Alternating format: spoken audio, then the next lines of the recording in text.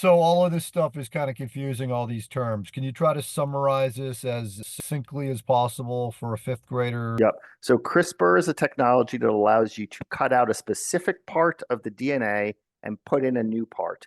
And that theoretically can be used for MPS to take out the bad part of the DNA and the good part. And if you could do that in all cells of the patient, it would cure them. So that is the potential it has. Okay. How far off in terms of years Yeah. do you think this technology realistically is to catching up and being helpful in a Sanfilippo space specifically?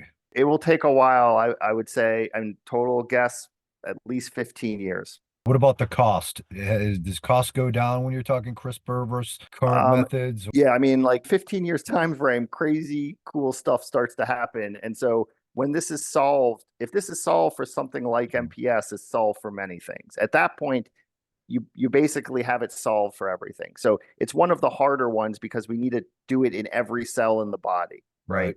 So, but there's not a big difference between once we find this how to solve this genetic problem and any other genetic problem.